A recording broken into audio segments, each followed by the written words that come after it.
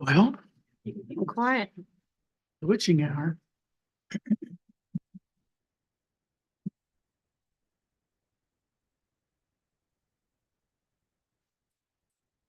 We'll call the meeting to order here at Missouri Western State University Board of Governors. The first item of business is to approve the meeting minutes from the last meeting. Do I have a motion to approve the October 26, 2023 board meeting minutes? So moved. Second. All in favor? Aye. Opposed? Motion carried. Do I have a motion to ratify the December 12th, 2023 phone poll, which was the West Campus asphalt and the pure storage? So moved. Second. Any discussion? All in favor, say aye. Aye. Opposed, say nay. Motion carried. Do I have a motion to ratify the naming of the SeaTac Workshop Bay to Gray Manufacturing Workshop Bay? So moved. Second. Any discussion? All those in favor say aye. Aye. Opposed, nay. Do I have it carried? Do I have a motion to ratify the naming of the SeaTac Industrial Technology Bay to Triumph Foods and Daly's Premium Meats Industrial Technology Bay? Move. Second. Any discussion? All those in favor say aye. Aye. Opposed, nay. Motion carried. We'll now hear the Personnel, Finance, and Operations Committee report. The Missouri Western State University Personnel and Finance Operations Committee met earlier today. So I will turn the time over to Vice President Daniel Holt.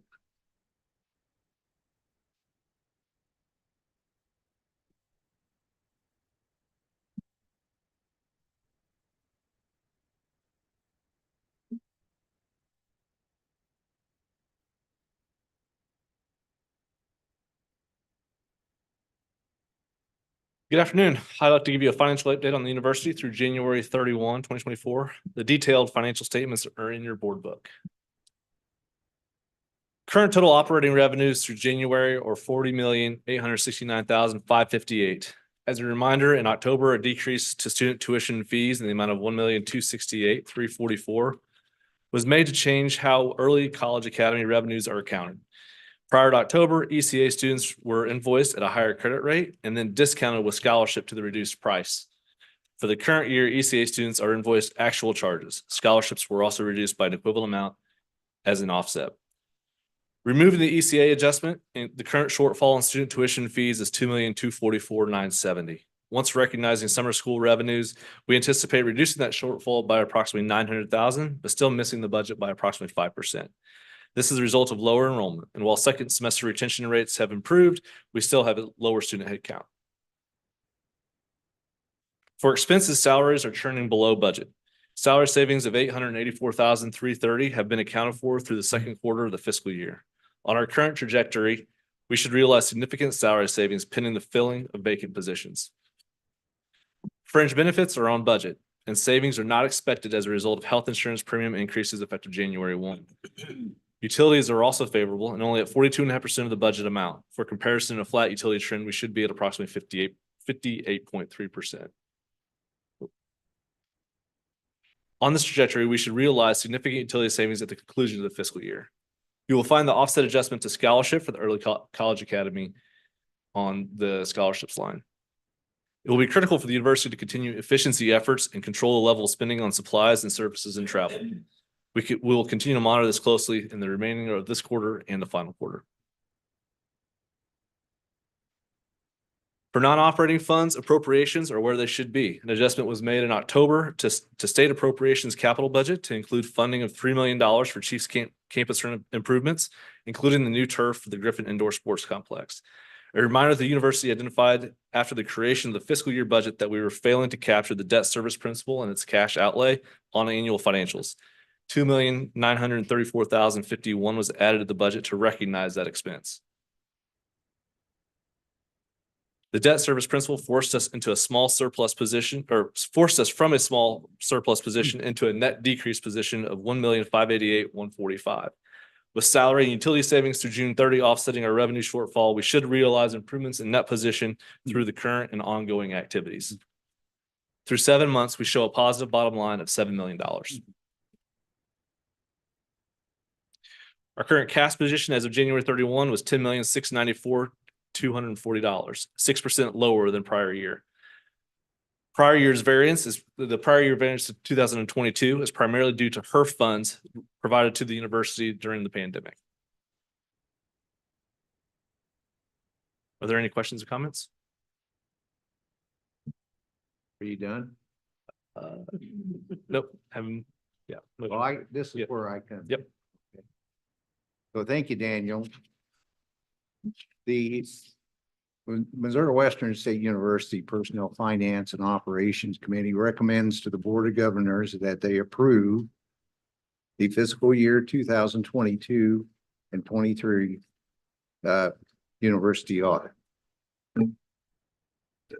Okay, we got several recommendations coming from the Personnel Finance and Operations Committee. Right. Do I have a motion to approve the Missouri Western State University Audit Report for the fiscal year 2022, 2023 as presented? So moved. Second. Is there any discussion? All those in favor say aye. Aye. Those opposed say nay. Motion passed. Okay, we also recommend to the Board of Governors that they approve the financial report for January 31, 2024. Do we have a motion? So moved. Second? Second. Any discussion? All in favor, say aye. Aye. Opposed, say nay. Motion passed. We also ask the approval of the information item, the turf replacement in the Griffin Indoor Sports Complex. Do I have a motion? So moved. Second. Any discussion? All in favor, say aye. Aye. Those opposed, say nay. Okay, we also ask the approval of the FB 24-007 construction of the merchandise building store. Do I have a motion? So moved. Second. Any discussion? Hearing none, those in favor say aye. Aye. Aye. Opposed, nay. Motion passed.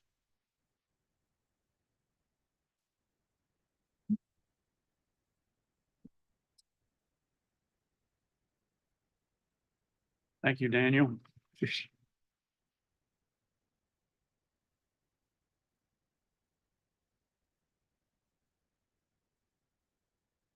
We will now hear division reports from the vice presidents and the other cabinet members.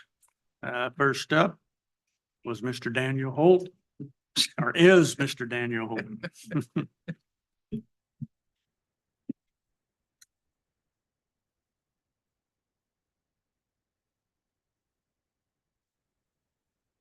To be mindful of time, information regarding university administrative operations can be found in board effect.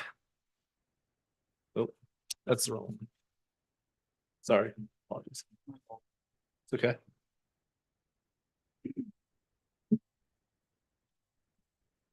I would like to touch on a few specific items in my report today. As you may be aware and have seen in the media, the implementation of the new free application for federal student aid, or the FAFSA, has had its difficulties in release for this upcoming academic year. In recent history, since 2016, the FAFSA was available in October to students, and institutions received the results by the end of the month. This year, due to the changes in methodology, the FAFSA was not released until late December, and to this day, colleges and universities are unable to receive student records, which is not expected until March. These delays will apply tremendous pressure not only to our financial aid staff to quickly receive, evaluate, and award financial aid, but for students and prospective students to evaluate their finances and determine how to pay for college. Our team is ready for this expedited cycle and are preparing to guide students through this challenging process. Second, the university is in the process of implementing multi-factor authentication for all faculty, staff, students, and governors. To date, staff is 100% complete.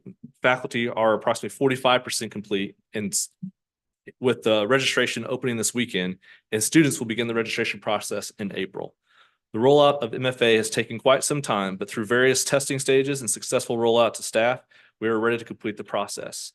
As this group knows, MFA has become the new standard for safeguarding access to secure networks and is required for the institution's cybersecurity insurance. Physical plant has had a number of projects currently being managed. CTAC continues on schedule after some delays this winter. The CAP Head Start renovations in Wilson Hall are expected to be complete in mid-March. This project has grown in scope since the project began. Grant proceeds limit the university's investment into the project, but Head Start has demonstrated an ability to assist with the cost to make the space meet their needs. The Law Enforcement Academy and ROTC spaces, also in Wilson Hall, are to be complete in May. This project includes classroom improvements that will improve the training exercises. Chiefs renovations are proceeding to be on time for summer camp. Vasilakos Hall is 80% complete. The bid for the team store was received this week and the new turf to be installed later this spring. Beginning in March, attention to the grounds around the practice fields will commence. And the last item to share, today is the administration began preparing for the fiscal year 2025 budget in January. Expenditures are due back to the budget office by the end of February. And while the expenses are being captured, we are working through revenue scenarios based on key assumptions. The university will continue preparing the budget through March before processing it for presentation to the board at the April committee meeting. A small group of staff have started identifying budget software that integrates with our Banner ERP for the next cycle.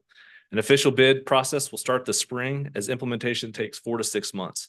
The team is excited to bring a high level of efficiency and effectiveness at both creating and managing institutional budgets into our processes. This will streamline our budget creation cycle from multiple months to mere weeks beginning in January of 2025. That concludes my report today. Are there any questions or comments? Daniel, Yes, sir. on the FAFSA changes that you talked about, is that going to be, is that a 1-year thing, changing those deadlines, or is that going to be the new normal? We hope it's not the new normal. So the deadline actually didn't change, but because the Department of Education couldn't release the document or the application on the normal schedule of October, they fell behind and didn't release until late December, so they were 2 months behind. We don't anticipate them doing that again, but it's unknown in terms of will they be able to make the necessary adjustments to their processes to be able to launch it by October 1st, as it has been for the last many years. So we are hoping this is a 1-year anomaly. And we are currently receiving more and more information daily from national associations regarding the timing of when that might be released. The Department of Education has released a number of resources to help institutions implement this in a very short window. So they are going to be providing assistance to colleges and universities through primarily online support to be able to help us with the transition, but we expect it to be 1 year. So there's an industry-wide issue that everybody. Absolutely. This is affecting every college and university in the country. And what are we doing at Vasilakos? I thought the Chiefs just stayed in Scanlon. Yeah, Vasilakos, they had a number of repairs, carpet, paint, Brian, what else was there? Yeah, paint, carpet, lighting, ceiling tile, basically a whole interior renovation, and then we're also doing some cosmetic work out at the entrance and improving the doors, operate better, things like that. But really got a complete makeover. And it's my understanding they use Vasilakos primarily for meetings and things like that. Okay, thank you. I've got a question, Daniel. The delay in rolling out the FAFSA. Do you see the negative impact to us and in future enrollment because of that? Well, it's hard to say because it's everywhere, right? It's going to affect every student trying to attend any college or university. So whether that'll specifically impact Missouri Western, it's hard to say. There are different ways that you can think about the process, and I think it'll depend on the kind of service that we can provide to both our current students who are trying to get things prepared for next fall, but also helping out our admission team and attracting the new students. So I would say we're not going to be treated any differently than, or we wouldn't expect anything that another college or university might not attend. I would say that because of our price point, we might be at a little bit of advantage as opposed to an institution that has a higher cost because they can't share what their final price will be. So if I may, I can add a little bit too, because we've been meeting with enrollment management and Daniel to talk about this, because we can't really do anything to push it forward for students. However, we can get them ready. So for example, every student has to have a faculty student ID or a federal student ID number. So we've been working with that. We've been coordinating with the local school districts to make sure that we're on board when they have their FAFSA nights. And we're sending out communications to current students because they're impacted as well as the new students and prospective students coming in so that people are aware of this and we're ready to help. We are just poised as soon as they get the application done and the information starts flowing to us, then we can jump on it, right? And to Daniel's point, what we're trying to capitalize with our communication is the notion that, some students who may have been going to other colleges that are more costly are still waiting and waiting and waiting. And if it gets to be a waiting game, well, here we are, very high quality, affordable education, and we're ready to greet those students. But it is a little bit of a waiting game. When we look at the data in terms of our applications, and I know Dr. Foot's going to talk about this later, you can almost see where the FAFSA didn't open and then we flatlined a little bit. So I think we're doing as much as we possibly can at this particular juncture to get a jump on it and to move this forward. Did you have a question as well? No, it was on where the chiefs were staying on, because that's scanned. Any other questions or comments? Thank you again, Daniel. Next up is Academic Affairs with Dr. Laura Reynolds.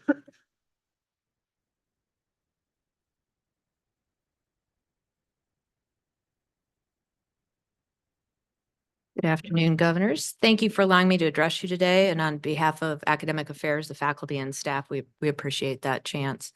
Today, I'm going to highlight 3 things that are in addition to your board book and the information you see there. I wanted to spend some time talking about retention. And as Vice President Holt mentioned, that's one of the things that we're really quite proud of and something that we're working on and have been successful with. So I wanted to let you know that our fall to spring retention it's held at 85.12%. So that means we kept a little over 85% of the students that came to us in the fall. Those folks stayed here with us. And that's about the same as the year before, also a little above 85%. But what we really see a difference in, and the faculty and the staff are to be commended, is that we see improvement in our continuing freshmen.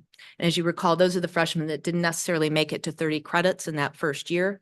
They stay as freshmen until they come to the spring semester. Those folks are often a little more challenged, right? They're potentially making up for some gaps that existed when they came here to us. And they stayed at a 77% rate as opposed to a 68% rate last year. So those are the kinds of things that tilt, and some of the efforts I'm going to mention, we've really seen some gains. So that's a great benefit to us. But the thing about the retention and the loss of 298 students, those are still 298 students that we would like to hold on to. But to some extent, some of that is expected. And nationally, we are doing very well in terms of our fall to spring retention. The number you'll want to look for is the fall to fall retention, which will come in. And we're hoping that continuing freshman, that bump there will then impact the fall to fall rate. And you'll also see increases there. So the 2 things that I want to mention a little bit that link to, in just a couple of minutes, that link to retention is both the interventions with the students and the interventions in the work we're doing with the faculty and staff. The intervention with the students are the continuation of the things we saw in the fall that are making a difference. The transparency in learning and teaching and learning, the TILT program that many of our faculty are a part of that group that are making the whether it's the materials, the assignments, the assessments, the gradings, more accessible, more transparent to especially our first gen learners, so that they have a greater likelihood to succeed in what we're seeing as a lower DFW rate. We're seeing students being able to persist and then be successful and move on to the next semester. So that's really been great work. The embedded tutors have been helpful. And right now, 2 of the other things I want to mention is that we're really hitting the midterm grade submission and making sure that those are really meaningful to our students. And also then that's able to be captured by our advisors so that then they can make those good recommendations going into the next semester. So those are the pieces that we're working right now. And lastly, I want to thank the Senate for their partnership in working on Canvas. They have two different groups that are now working with academic affairs, thinking about how Canvas shells are working, what kinds of pieces of information are best practice to include in there. And that really helps students be able to access that information, to have it be the most functional use of the LMS that we can, the learning management system, and increase their ability to succeed. So I want to thank the Senate and all participating for that. The third thing I want to mention, though, that's a key to retention quickly is that the investment in faculty and staff. And that's something that the university has done exceedingly well. And so I wanted to mention a bit of that. I want to thank the foundation and the president for continuing the Faculty Summer Research Fellowship in the coming year. Now, if you're attending the University Council on the April 26th, you'll be able to see a showcase of those that won last year. But as a reminder, it's the Faculty Summer Research Fellowship is 6 different teams or faculty members that apply and then are interviewed, submit materials, and are accepted to engage in summer research here at the university. And most often that research involves our students. And that's really critical for what we do here. We know undergraduate research in partnership with faculty increases retention.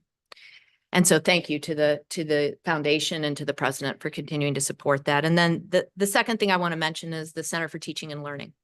The Center for Teaching and Learning, Dr. Kanishi, Matt Whipple, Dr. Hepworth, and all those that are on that advisory board have done a great job piping in supports for faculty and staff to really raise the level of pedagogy, to share best practices.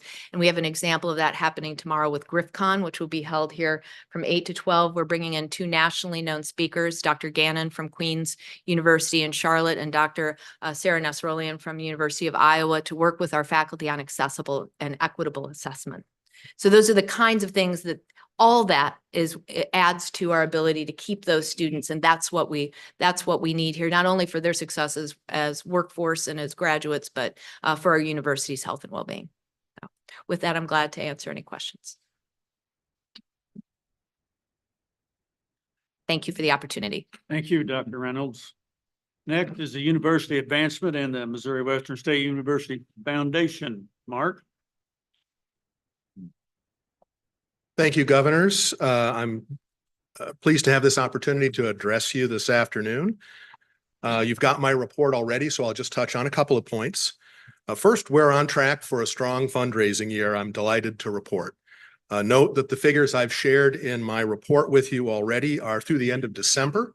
As of December 31, we've already surpassed FY23's final year-end tally for cash receipts, and will have exceeded FY22's final year-end tally based on the income we've already received in the first 2 months of 2024. And we anticipate closing 2 more very substantial gifts in the near future that are not yet reflected in those totals. I want to thank our generous and visionary donors for their support. I want to express my deep gratitude to the advancement and foundation staff, many of whom are with us today, for their hard work that have helped propel us to these totals. To add a little bit of color to the report that I've shared, I want to give you a little bit of information about where some of the gifts received in the last 3 months have impacted. Amongst the gifts we received were over $760,000 for the CTAC Project Fund, $500,000 for an extremely rare and valuable general use scholarship. There are no restrictions on this endowed scholarship. That's really quite special. The creation of a $200,000 endowed scholarship for students in engineering technology, $25,000 for various other scholarships distributed across multiple disciplines, $100,000 for upgrades to Potter Hall, and $35,000 in unrestricted gifts. I'm proud to note that of that $35,000, 60% of that unrestricted giving came from foundation board members from whom we've been seeing increased financial support in the past 2 years. We're in the process of pursuing several new gifts at this time, some very early stage, some well into the late stage. We're still looking for additional funding for CTAC. We have some more solicitations we've got to make and some we're waiting on replies for. We're also looking at the Craig School of Business, and generally speaking, and the accounting department in particular, the criminal justice program, more for Potter Hall upgrades, fine arts, engineering, technology, nursing, and the social work graduate program. The second point I'd like to call out is in addition to securing increased private funding from our local community, we are widening our efforts and outreach beyond St. Joseph. Between now and July, for example, we'll hold at least 3 special events in Kansas City, including a donor event being organized by the Foundation Board in May, a concert being organized by alumni of the music programs and organized by the Alumni Board, and a special Alumni Day at the Royals being coordinated by our newly hired Alumni Relations Director, Jennifer Morris. Jennifer, stand up for a minute so people can get a chance to meet you. We're also engaging more donors from out of state, and we'll have maybe more to say about that in the near future. But for example, the Foundation Board of Directors roster now boasts both a remarkable group of loyal supporters from our local area, as well as an increasing number from Kansas City, and accomplished alumni now from Minnesota, Nebraska, and Texas. Alumni from areas like St. Louis and Louisville, Kentucky, and some of the other cities I've just mentioned are also being invited to serve on other campus advisory bodies through which they've agreed to contribute their time, talent, and their treasure to schools and colleges. And then finally, I think it's always valuable to see the impact of giving and how it benefits our students. In my report, I shared that the foundation was preparing to distribute this semester's funding for conference travel to students through the Blake Scanlon Applied Learning Presentation Fund. That process has now been completed, and I'm delighted to share that 9 students received support to participate in the following important national academic meetings, including the American Chemical Society, the American Society of Plant Biology, the National Convention for the Interdisciplinary Honor Society, Alpha Chi, and the National Trumpet Competition. So I think it's exciting also to see the distribution across disciplines that you have there. Those are the only other notes I have in addition to my report, and I'd be happy to answer any questions you may have.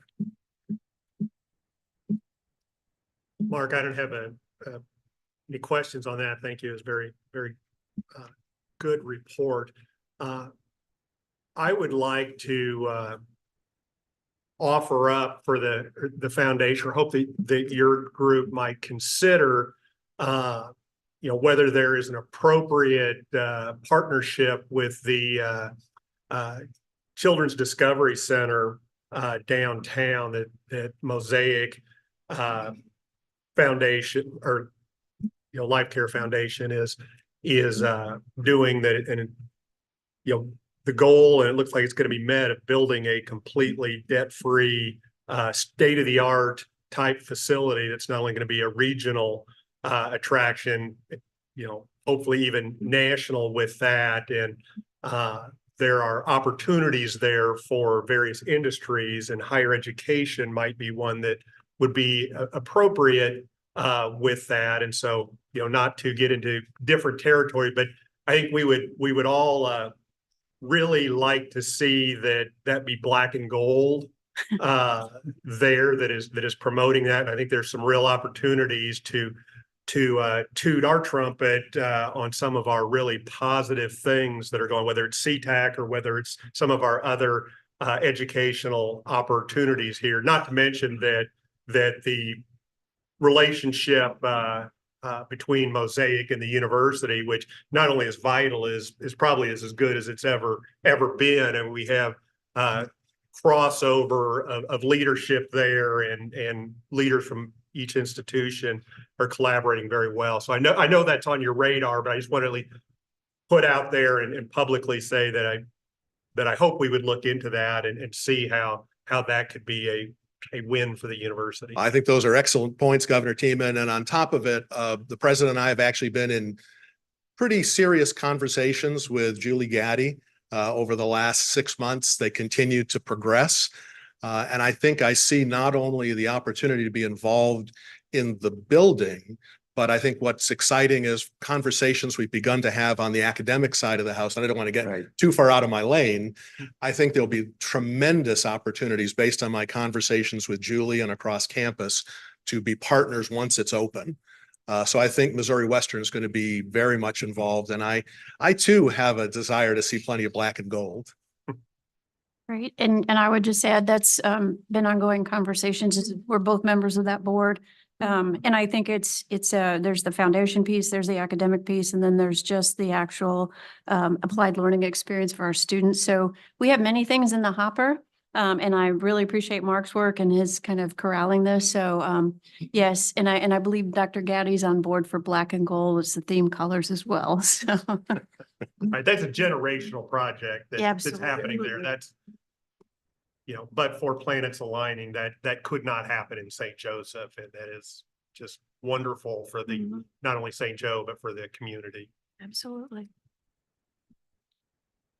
Thank you, Mark. Thank you. Next, we'll have the enrollment management by Dr. Jeffrey Foote.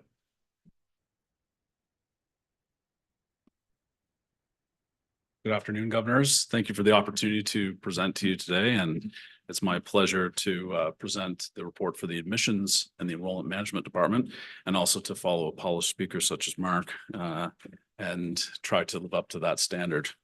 Today, I'd like to just give you a brief overview of what our office is and what it does, and then go over some data and activities and some upcoming events that we'd like to invite all of you to attend. Our numbers this year, as far as enrollment, are moving along nicely, and that's due to large part to the admissions staff. And within the admissions office, to just level set our operation, is that we have a student recruitment team that goes out physically into high schools, into local fairs, into transfer fairs, community colleges, in order to speak and meet with prospective students. And that is a team of 6 people that is in the admissions office, as well as an operations team that's there to support them with the application and enrollment processes. The applicants move through the various stages into enrollment. On top of that, we have our visits and orientation team, which facilitate campus visits throughout the year in various forms, as well as tours and individual students that are coming on campus with their families. So those 3 general areas, along with the executive level, working with our customer relationship management tool and with the communications that are outbound to prospective students, and working with many offices across campus, from marketing to the academic affairs team. We are the facilitators of interest in Missouri Western State University, and that's been really nice and comforting to work with a set of caring professionals such as these. I'm here for 8 months, been here for 8 months, and to come in and see that the academic affairs team has already been working on the student experience in that first year and how they land and where they're going in classes, that was a huge sigh of relief, in that we're able to then take students that are possibly your nieces and nephews, sons and daughters, and honestly do a great job with them once they're here. That makes the admissions team job much easier. And so for that, and for the caring that goes throughout this campus, it's been impressive. And so it's been wonderful to get to know what we have to do with admissions, because we've got a really tough job. And we've got some headwinds, but we have the optimism, and I think we've got a renewed vigor and a skill set to actually move the needle a little bit. So taking a look at where our current numbers are, what you'll see on this next slide is a bar graph that shows where our Missouri freshmen are from. I'm controlling this. This, as you'll see, and it might be a little hard to see, blue is Buchanan County, the orange is Metro KC, the gray is Northern Missouri tier from both state lines, from Illinois to Kansas and Nebraska, and then the remaining parts of Missouri, which would include St. Louis in the high numbers. These are our admitted freshman domestic students for this year in the furthest set of columns. So what you'll see is what I would characterize as a relatively flat, if slightly down, trend within Missouri. You can see where we are, but we're holding strong versus 22 and looking relatively similar to that. I think, given the delays that Daniel has spoken about, we're sitting in a pretty decent spot because of the decision structure that students are facing. We'll be able to probably see a later surge with students that are going to come back to us once they understand their financial situation at other institutions and the cost of affordability. So you can see the furthest column is the most current year and how we relate to those former 2 years. This is our Kansas, Iowa, Nebraska, and other states. Kansas being in blue, Iowa the orange, Nebraska in gray, and all other states in the yellow. We do quite well in our surrounding states in terms of applications compared to all the other states. We're obviously much higher in those, and we decrease in applications and admissions as we move further away from Missouri Western. The highlight from that is that actually Nebraska is up 16%. We've had a new recruiter placed there, and we are concentrating on that I-29 corridor with a little bit of Lincoln. There's an ingress efficiency that we attain over our competitors for ease of entry to campus. And so we wanted to have a presence in southeastern Nebraska. So I think we're seeing some positive numbers there. The other states are, we're a little bit off from last year on Kansas, and we look like we're holding relatively steady in Iowa.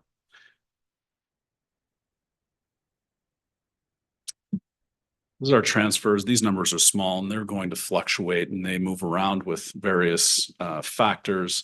A bright spot on this slide I'll highlight in a moment, but the blue column is, well, there's two blues. So we have the first blue column, which is Highland. The second one, orange, is Northwest Missouri State. The yellow is North Central Missouri College, and sorry, blue is Highland, orange is Northwest Missouri, gray is NCMC, yellow is Metropolitan Community College in Kansas City, and then all the others. Both Northwest and NCMC are showing growth. So again, numbers are small, but those are positive numbers, so we'll take them. We are also going to be increasing our transfer focus and having a greater presence throughout the rest of this semester to try to recruit some. We're also working on revitalizing our articulation agreements with the local colleges to understand what we can provide in terms of a smoother pathway from the courses that they take at community colleges through to attending here and making sure that they understand the ease with which they can transfer into us, so that the entire articulation program is being refreshed for this year. And that's an ongoing project currently.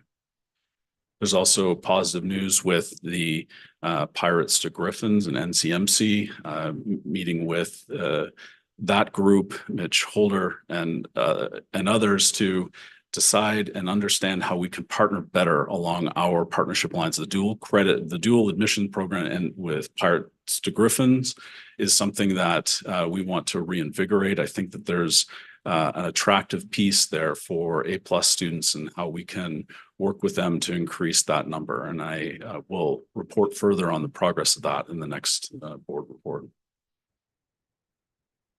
So moving on, just to give you a visual of what it is that we actually do. I'm not going to read out what these activities are necessarily, but we have our staff that is out across the entire region from, again, Omaha to Des Moines to Kansas City, St. Louis and beyond at various fairs. And you'll see our current table setup.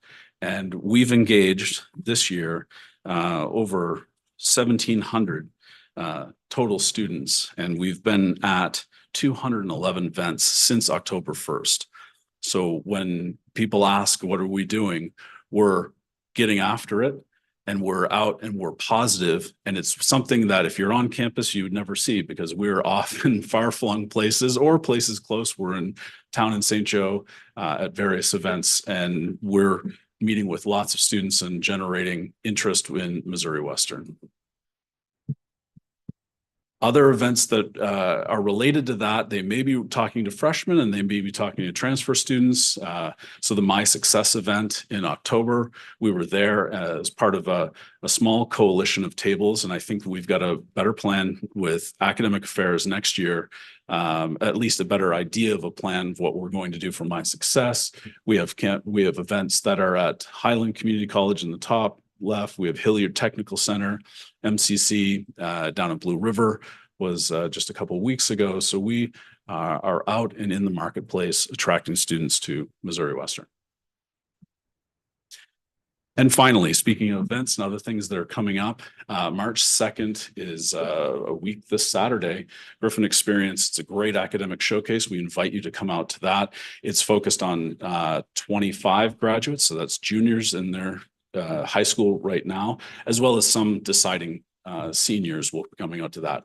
But 159, so your report will say 155, but as of yesterday, we've gained 4. So that number will continue to tick up as we come into March 2nd. Some good enrollment numbers there. And then we're going to be at Comic-Con. That's a nice partnership with digital animation and construction engineering tech, trying to highlight the hands-on nature of those programs to a pretty hands-on audience of builders and creatives. So we're working with academic units to showcase what our programs are. And then we have another slew of different academic department and recruitment activity that follows throughout the rest of the spring semester. With that, I'm concluding my report and take any questions that you might have. I've got a question. Yeah. When you speak of transfer students or potential transfer students, are you talking 2-year institutions or other 4-year institutions? Yeah, great distinction, but it would be both. Primarily, our activities take us to community colleges, but we do bring in students from other 4-year institutions. I understand there'd be a few that would probably contact us, but it was said earlier that concentration of letting potential transfer students know that we had the FAFSA ready to go once the government gets their act together and releases it. How do we get that message to students in 4-year institutions? I understand we go to the 2-year as a tabletop displays in person, but I don't think you have the opportunity to go into MU and set up a table and recruit kids. So how do you handle that? Or do you? That's a great question. You know, recruiting students from other 4-year competitors, it's not like they're going to let us go in and speak with them. I think it's really going to be it's going to be an ability to communicate and understand that those students are applying to us from those institutions, which we track in the application, and then being able to address their concerns that their own universities may not have been able to address for them. And that's why they're looking to other places. So I think it's a clarity of information post-application. Yeah. So it's our response to their initial inquiry. Correct. And since you've tossed that softball down the plate, I would just like to report that the #1 4-year transfer institution of students coming to us is Northwest Missouri State University. Jeff, I Yes. appreciate the information. It's helpful. I was curious of the strategy, because you have a lot of competitors, as does any institution. We have a base locally, but they're spread out, and you're using your resources, to the best that you are able with that. I know you'd probably like to have more people or more recruiters, things like nice. that maybe someday can be looked at. But I'm just kind of curious of how you is it based on yields from historically from other schools? Is it we have somebody who's teaching at that school, or just someone that happens to check a box, or how? Can't be everywhere to everybody. I'm just curious of how you make a plan of.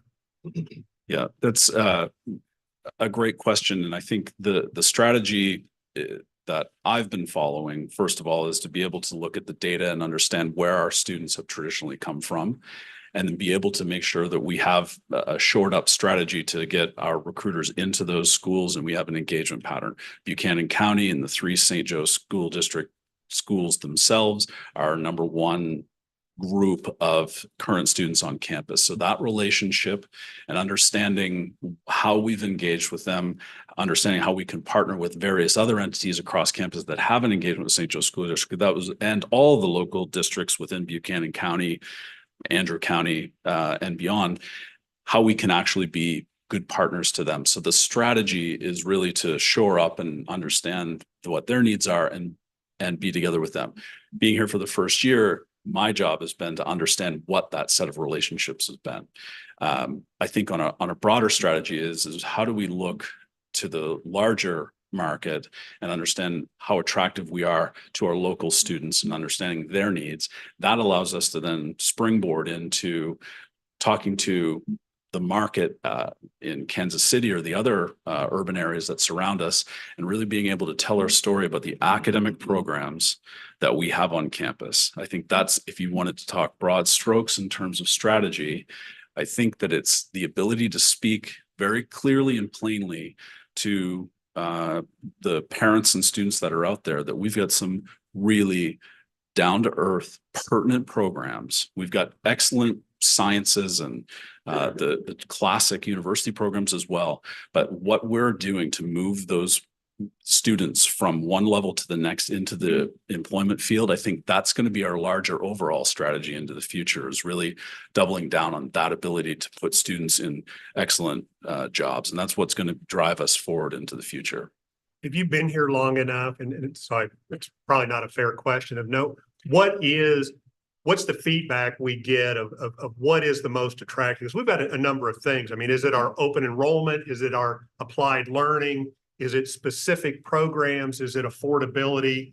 I'm sure to a degree, it's all of those above. It's whatever you're selling, but it's kind of, of what the recruitment and admissions department uses as kind of, this is what sets us apart from A, B, or C.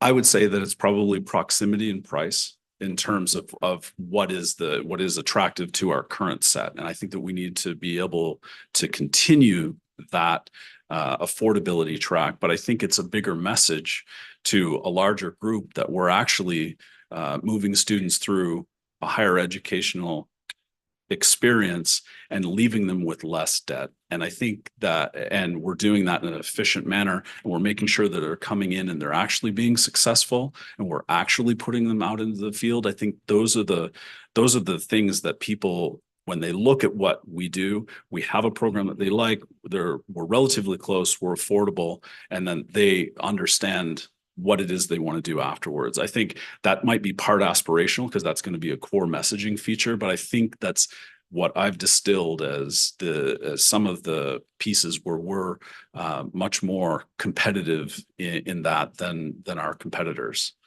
I think going into the future, we'd like to, again, make sure that they understand the quality that we have once they get to Missouri Western, and so that they can have that value that is achieved when you have lower costs of attendance, lower debt, and a great degree on the back end.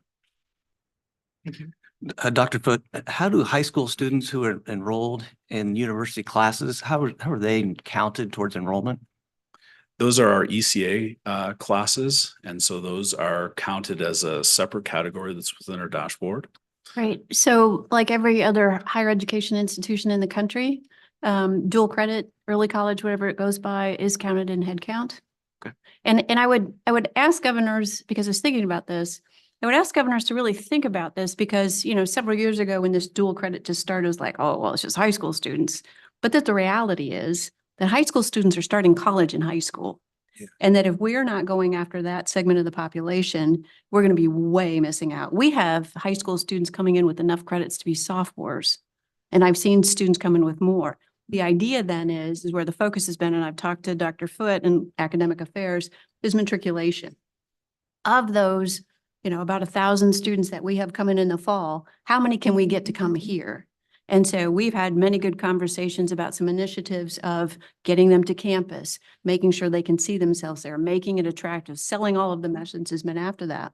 Because it's really, that's where the name of it goes. Dual credit is never going away. And we have to really rethink about what does it mean to be a high school student taking college credit? Because so many of them are. From a competitive standpoint, when you hear of other students at fairs that are taking dual credit or college credit at another high school that's with another institution, you're a little bit worried about your ability to convert those students because they already have a head start within that institution, as do ours. So it's a vital part of what our funnel is comprised of. So just to clarify, does that mean that if a high school student has earned credits through Northwest Missouri, if they would come to Missouri Western, those credits would be recognized here? As long as they're part of the transfer module. Mhm. Okay. Yep. Or vice versa? Yep. Okay. Yep. That's the goal of the state. That's the state's goal. Any other questions or comments? How far does our dual credit reach from Missouri Western? I'm going to look, we've met with ECA. My understanding is that what we're obviously yet in Kansas, it would be in Buchanan County and the surrounding counties. But we're open and actively recruiting schools that would be coming from further east. I know that there's demand from lots of places. So I would say that the vast majority of them are going to be in this, 50-mile radius. Are we limited to our service territory for that? No, it's really more control of the high schools in terms of where students can do this. So some high schools have particular arrangements with different universities, and there's different models. We have some high school students that come to campus to take classes. We have some that are delivered online. We have some where high school instructors are the instructor of record, some where they have the qualifications to teach. So a lot of times it just depends on what the relationships are. So I know we have an application kind of standing to get an opportunity to provide dual credit in Kansas. But we might be going farther than 50-mile radius with online. It just depends. And frankly, I can't remember because it's been about 3 or 4 years since I looked at the data. But it's not just limited to St. Joseph School District and I think you're just a couple of districts here and there. There's a fair number of students that are doing this. And a lot of times it depends, like I said, on the high schools, because not every high school student in an English class per se is eligible or wants to take college English 110 or whatever, right? So there's a lot of different nuances there. But it's a pretty broad spectrum of different high schools that both public, private, those kinds of things. It's not limited to public schools either. Is that something that's trackable, or do we know of high school kids that take dual credit here that come here? I mean, obviously that's a selling point that if you take our classes, they're going to transfer. Whereas if you take a different school, if you take credits here and then you go to Mizzou, you may get, half of those transfer, 2/3 as opposed to 100%. So it seems like that would be some of this you're gonna have to realize is because parents are savvy. They're going to have their student who's going to go to Mizzou take some dual credit and knock out the English or the math or something like that because it's smart. It saves you money on tuition. But some of it, that's the matriculation rate. Now, I can't speak to what it is recently, but I know historically we've been between 21 and 22%. Okay, I don't know that that's impossible to think we could get it up to 30 or 35, particularly if we're talking about students mostly in the district. But I don't know that we've drilled down to say how many of our dual credit actually come here and who isn't. But that's definitely someplace that we want to look at. Any other questions? Well, Rick, I got a comment. We've got a building down the road down in here. It's going to make a very major difference to us. And Elizabeth and I are on the board for the Hilliard Technical Center. And we're going right now, those kids coming through that technical center, a whole ton of them are going to come to us at the end of the day. So when we start talking about trying to get enrollment, and if you remember when we had the groundbreaking, I'm going to call him the new governor, made a comment there that he said, I just want to tell all of you, what you're doing here right now needs to be distributed all the way through the state of Missouri. So Well, and I'll just quick anecdote, because since you mentioned the CTEC, I know that Emma Crabb, one of our recruiters, had been on one of her visits and was in Omaha and had an individual from the Omaha School District who contacted her and came down to look at it. And he's going to bring between 25 and 30 students from the Omaha school districts, their magnet schools, Right. their vocational schools, to view CTEC and get an idea of what our programs are. So that building is going to be an attractor for our area, but even beyond.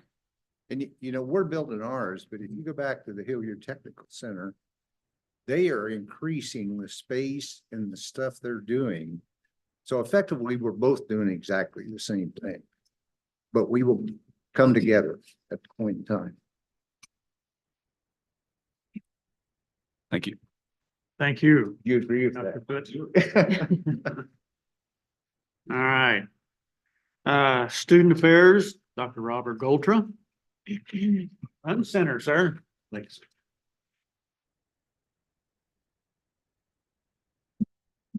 All right, good afternoon. This is the first opportunity I've had to address the Board of Governors. So thank you. I've met many across campus, at events, et cetera. And I'm excited to highlight a few areas. In the notes and the reports, you've seen each of the areas of which I have an opportunity to oversee and work with and support. Today, I want to highlight a few items. I want to start with our Griffin Gold Community Standards, which is new to our residence life.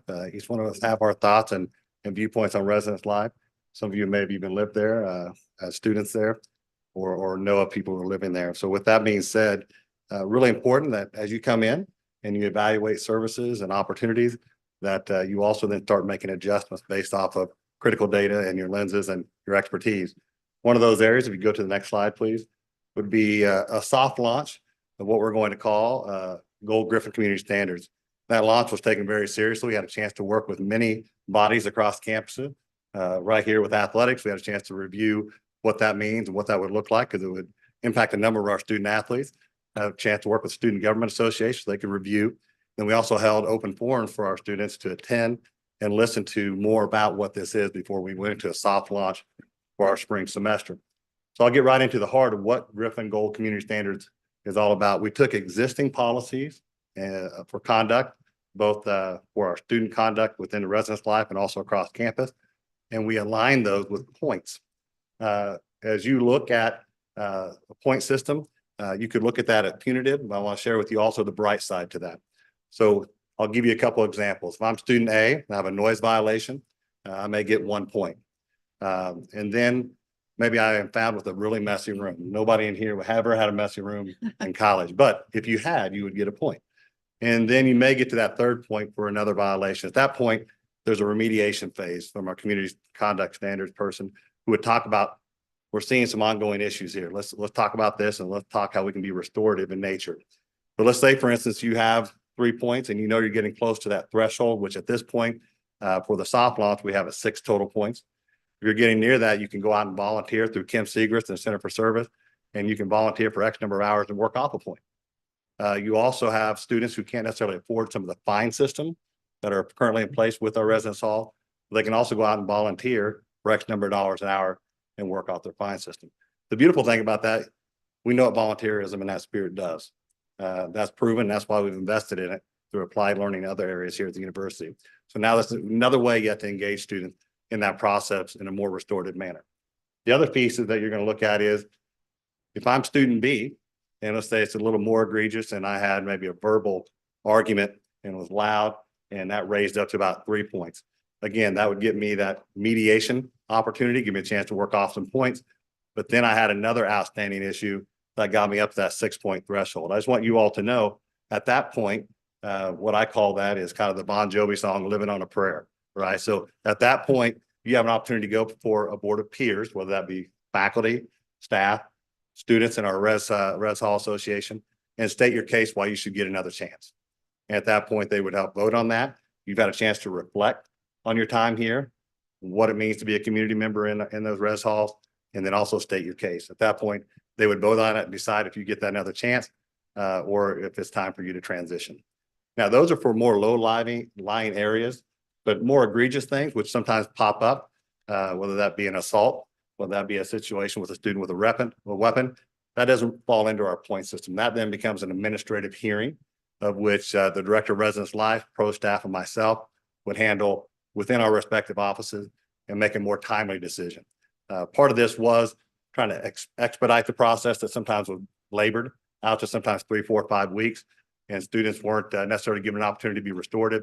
And you know how important that immediate response and feedback is to students, whether that be in the classroom or outside the classroom. So I'll share with you the flip side of that is as we, if you go to the next slide, please, as we head into this soft launch, we're also recognizing the positive thing. We have students who aren't collecting points. Oftentimes, like other areas in our campus, you hear the bad stuff. Well, I want to also share the great things that our students are doing. We have students right here, we have that are RAs, or residential assistants, that are being recognized by their peers as holding that gold standard. That gold standard meets a number of criterion. And also we have each hall that has a student that's pretty much a student of the month, if you would, for that respective hall. Thank you to Mark and his work. We appreciate the partnership, and we're working with also local businesses. I know of you have many strong ties, but if you know how some businesses that want to support our Griffin Gold standards, please contact Mark, and we're going to start honoring these students, whether that be bowling coupons, get them out into the community and experiencing St. Joe at a different, I guess, level than sometimes they do just in the residence halls and then beyond. So we appreciate their work and we appreciate their excellence, and they'll be recognized as well. So next slide, please. All right, I want to also highlight a couple of great things going on. Again, we've got great students doing great things at a great university, and I truly mean that. And I'm proud to be their dean of students. A couple of our students are here, so I appreciate you. When we attended Northwest Days, which is an annual event in Jeff City, I had an opportunity to walk up or ride up. We didn't walk to Jeff City. I might not have made it back, but we did ride up together. And so Mr. Johnson had a chance to give me the insight. But one of the things we did was present a medallion to Major General Crump with the Missouri National Guard. And that was a pretty moving moment, that opportunity to sit in and watch. But Mr. Johnson will tell the story much better than I do. So if I butcher the story, ask him later, he'll give you the details. But we had a student here who was a 20-year member of the Missouri National Guard who last semester fell on hard times.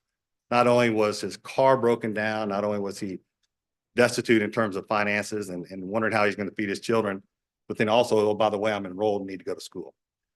Because of our military veteran services program and our offices on campus, we were able to rally around as a campus and support that student, get them over the top, and then they're going to graduate in May. So that's the hands-on, that's the real life of what some of our students experience and the way we can rally as a university to support those students. So I appreciate that. The second thing I wanted to highlight was a student who is a pretty traditional commuter student here on our campus, where they go place to place, but oftentimes forget all the great things happening on campus. Our Center for Student Involvement, CSI, headed by Dr. Josh Clary, was able to connect with that student through our SGA and some friendships that he had developed. He became a member of the SGA, also started volunteering for our GAP, which is our government association programming, where they put on different activities for our students. He now says, you know what, South Dakota was home, and I came here to be a conservation major. With the connections he made, the volunteer work he's done in the community, Dr. Clary knows he's going to stick around long after graduation. That's the impact we're making, right? And then the third one I want to share also is we have a student that if I were to go to Webster's Dictionary and actually be able to write the definition of volunteer service, I put this student photo right there.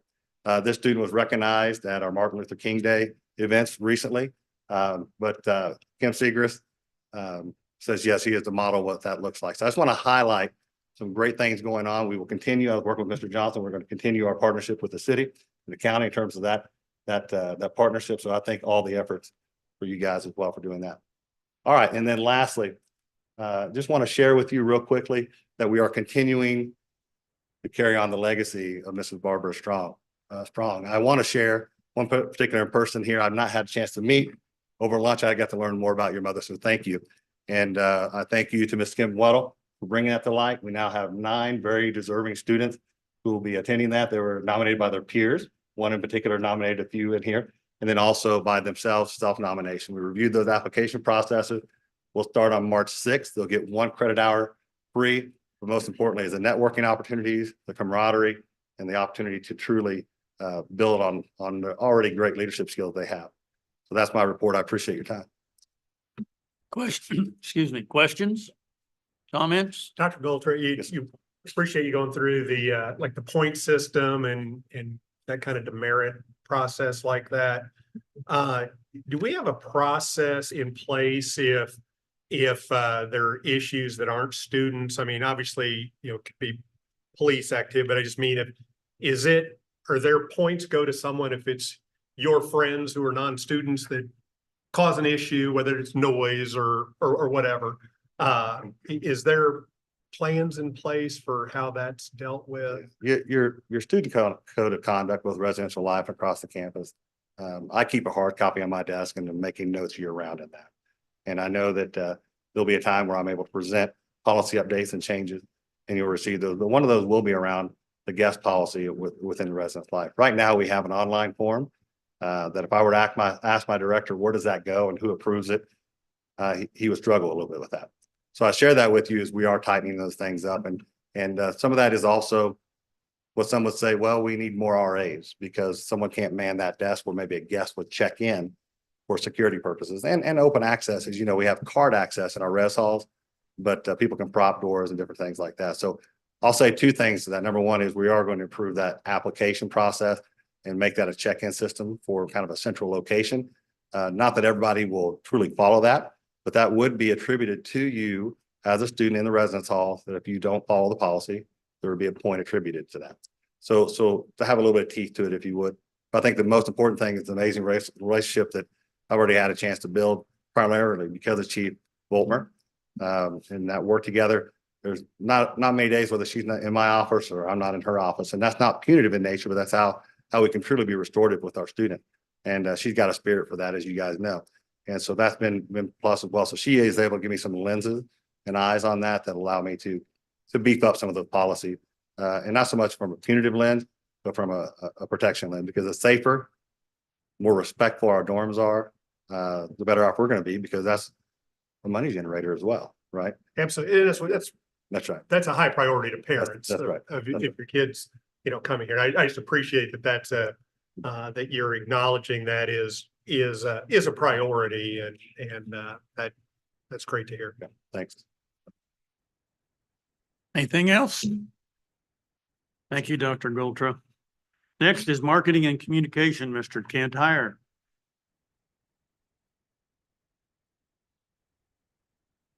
Thank you and good afternoon. I appreciate the opportunity to speak with you and appreciate the opportunity to lead what is a very talented and very energetic marketing and communications team. It's a great honor. You have my written report. I want to just highlight one piece of that for you that is very significant for us and very exciting for us, and that is last year we issued an RFP for marketing firms to lead us in a market research and brand development campaign or brand development project.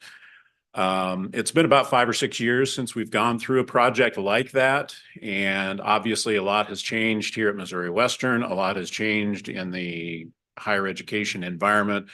So it's time for us to take another look at that. We received 6 proposals. Excuse me. We invited 4 finalists to give presentations to our review panel. And we had some great finalists to select from. We ended up choosing a firm called Udall, which is based in Kansas City. And one of the reasons that we chose Udall is because they have a very extensive higher education portfolio from across the nation.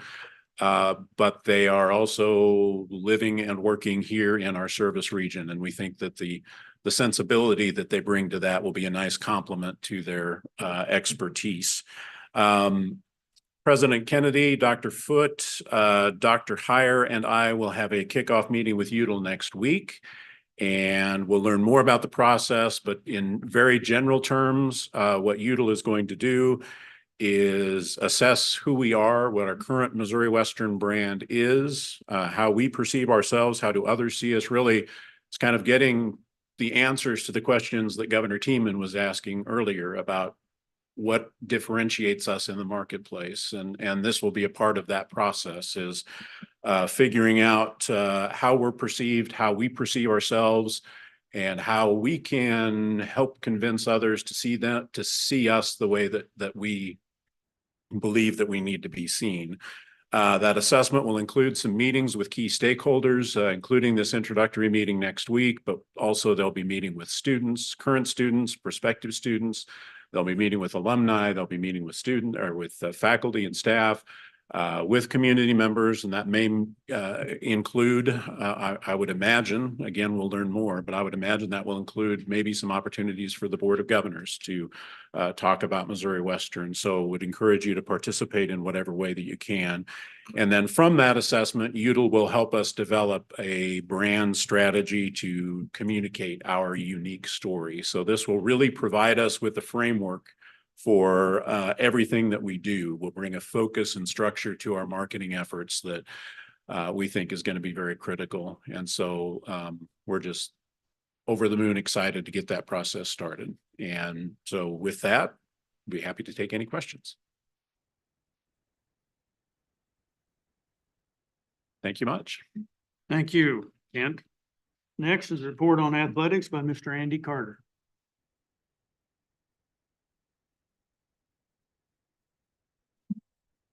Good afternoon, governors. It's always nice to see you all and to have an opportunity to tell you about the great things going on in Griffin athletics. I would take a second, though, to step back and add a comment to Governor Tiemann's thought about, like, why do people choose to come here? What are we doing in that recruiting realm? And I think in our area, and I'll just offer this up as purely anecdotal because we don't write these things down, but having lived through the two recruiting cycles now, there are a number of things that I think make us different. And you wouldn't think some of these would be that way, but they just are. These are attributes. Number one, I don't think we can underestimate our location. And I can say that having been in some very remote places, that it makes a difference. If you can get there from here, so to speak, then you are viable. And I think our location speaks well to that. I think part of our location also is that we've got a supportive community and we've got outstanding facilities across campus. When we tour people around, they're just wowed at what is available here, not just on the athletic side, but on the academic side as well. I think our mission is a differentiator. I think the way that we go about trying to educate young people by getting them active and hands-on and understanding what it is that they're learning and how that applies to what they'll do when they leave college is very, very important. I think also, and this is probably to me, it's the competitive advantage we have is our people. Our people not only are professionals, but they care. They actually go out of the way to connect with the students when they're here with their parents, to get to know them and build that relationship. And I know in athletic recruiting, that is almost always the competitive advantage, is building relationship, real solid foundational relationship. I think the fact that we are part of competitive, nationally recognized competition, and that's not just athletics, that's across all of our academics as well. But I can speak to athletics a little more clearly, is that they know that when they come and be part of the Griffin family, that they're going to get opportunities to compete against the best. And I think that also is very important. And I think the last thing is it is affordable. You know, I was having a conversation with the president the other day about some schools that I've worked at in the past, and you just go to bed at night, sick to your stomach, the amount of loans that people are taking out just to get an undergraduate degree, only to become a teacher, and you can't afford to pay back your loans. Okay, we're not doing that here. This is a very affordable for the vast population. So I think we have a dynamic opportunity here to be really special in this marketplace, and I'm excited to be here. We are going through a significant crossover in the athletic department from winter sports, basketball and indoor track and field, into our spring sports. Much like the one that we go through in the fall to winter, there's lots of events, lots of activity, things happening. Lots of practices going on even when there's not contests, but it's exciting as well. I'll speak in my report a little bit about the different teams and their successes, and I'll kind of highlight that some of that here at the end. But what I want to bring to your attention more importantly is just a few special events that are on the horizon. April the 19th is a Friday. At 4 o'clock that day, we host Rockhurst in a women's lacrosse match, and we're going to have a tailgate and alumni football event going on through that match, and then into at 6 o'clock or 6:30 a football spring game. And so we're kind of teaming these two sports together to draw more attention, number one, to our very talented women's lacrosse program, but also then to have those folks stick around and enjoy the spring football game and the tailgating and the alumni that are going to be attending that social. And then April 20th, the following day, is our football alumni golf tournament at St. Joe Country Club. Last I heard, we already had 23, 24 teams for that. It's filling up quickly, a lot of interest, a lot of good synergy going on between alums getting excited about coming back and being a part of that. As was mentioned earlier, the turf replacement, the date that actually starts is the 22nd of April, and they'll start the construction, taking out the old turf and getting it prepped. And we're hopeful that that will go smoothly, and we won't find anything in there that we have to deal with. April 29th, the Golden Griffin Awards downtown, very special event, and we would ask that any of you that want to attend, just let us know. We'll make sure that you get all the information to do that. That's a really nice event for our student athletes. July 15th, last year we tried something different in moving our athletic department charity golf tournament to the start of school year, and it was failure. And so we're bringing it back July 15th. So we'll be in the summertime, and we'll get that thing back on track. Spring football practice starts right after spring break. And then the last thing before I get to some highlights, so I want to just spend a few seconds here talking about football schedule for the future. As you know, in the MIAA, this past year was the last year for Lincoln University to participate in our conference. So that would leave one spot open in our 11-game schedule, which we quickly filled with Quincy University. That'll be in week 11 next year. In the meantime, a couple of different things happened. Number one, new legislation passed to add a week 0 to our opportunity to play, which gives us 12 weeks to play 11 games, which I think is a very good thing for our young people from their health and recovery standpoint. In the meantime, Northeastern State has opted out of the football schedule in the MIAA. And so we were scheduled to play them week 8. We are now going to play them week 0. They are moving their schedule all over the place. So we'll have a bye in week 8. So this year, 6 home games, and Northwest at home again in 24.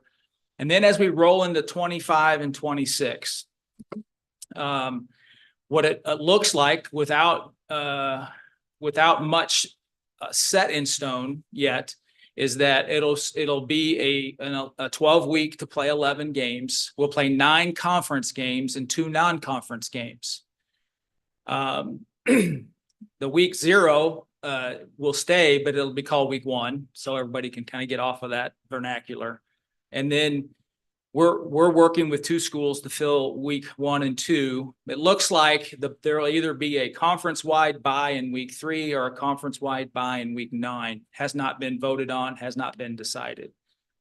So you ask, well, why all of the change? Well, we've been trying to get to non-conference games for some time so that we can help our teams get better seeds in the regional tournament.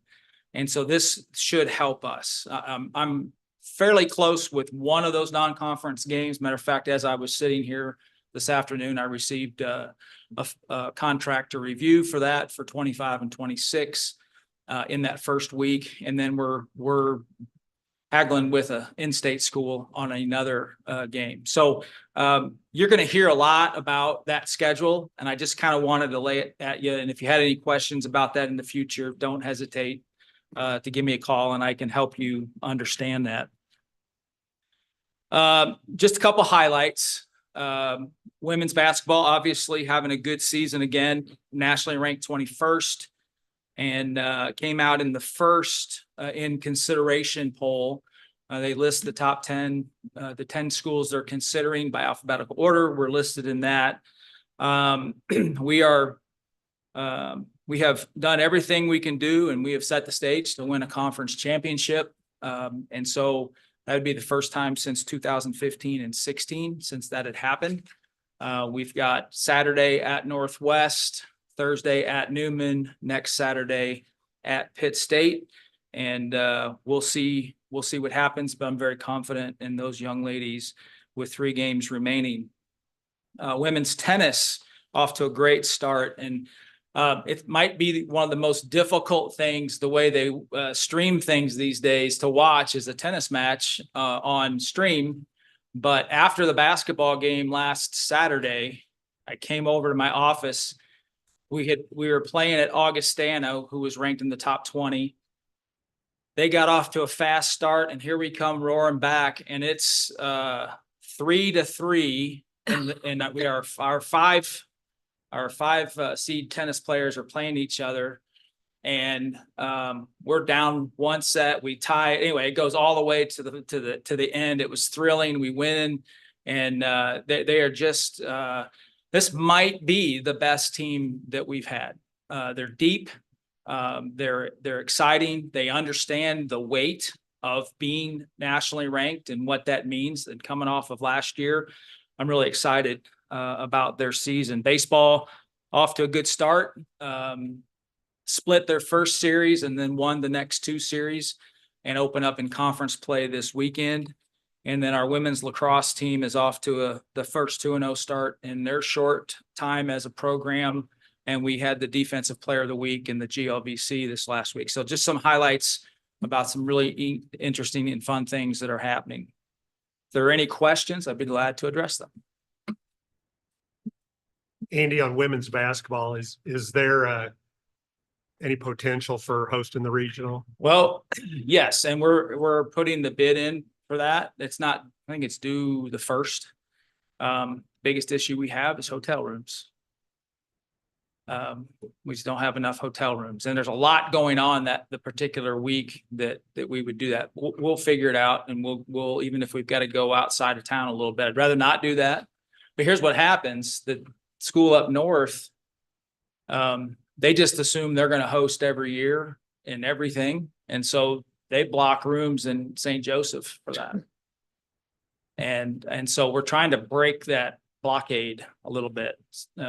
But yeah, that's our plan. And if we're the 1 seed, we'll get it. If the 1 seed's going to get it, and the committee will go to unnatural acts to make sure they get it. So whoever the number 1 seed, they'll get it. Do you feel confident that'll be the MIAA champion, or no? I don't. You think I think Southern Nazarene, even though they just lost by 20 points to an in-conference school, has an inside track because they beat the only representative from the Northern Sun, and they beat Missouri Southern as well. And that's where non-conference competition comes in to play. And the rest of their schedule, the rest of this year is soft. So best thing for us would be for both those teams to lose in their conference tournament. And then somebody steals a spot, and one of them might not even make it. So 7 out of 10 in the consideration. That shows your. Candy and I were on a phone last night on a whole different reason. And I said, it is what it is, but if you're not 1 or 2, you're probably playing an MIAA school in the regional tournament first round. It's just, if we have seeds, 5 on down, that's just what's going to happen. Any chance regionalization gets? Well, we're doing everything we can to put a death nail in it. It just takes time. Once we decide that everybody's on the same page to wreck it and get rid of it, then how long does it take for us to put in, I think football's easier because the model of FCS is there and we just copy it and it makes sense. There is no FCS model for basketball. It is the 64 tournament or 68 or 90, whatever they're talking about these days. So anyway, any other questions? Andy, you mentioned there a while ago that we were prospective in the top 10. Yeah. Could you explain that? I didn't get it. Yeah, several years ago, because it changes so much week to week on these last 2 weeks, based on wins and losses and all this other stuff, the regional advisory committees by sport decided that they would only put out in the first week 10 schools, but not give them in order. These are the 10 schools that are being considered by alphabetical order. And so it doesn't really tell you anything other than right now you're in or right now you're out. And if you're 9 or 10, you're out anyway. So it won't be till next week until we'll get an order of that. And so a win on Saturday is paramount to keep us in that position to get a top. Wherever you are when this first ranking comes out is a big deal. So Does the end of season conference tournament champion automatically go? Yeah. Okay. Automatic. Any other questions? Thank You want a Andy. board of governors oversight committee for the athletic department? No. Thank you. Thank you, Andy. We'll now hear from our student governor, Mr. Garrett Jackson.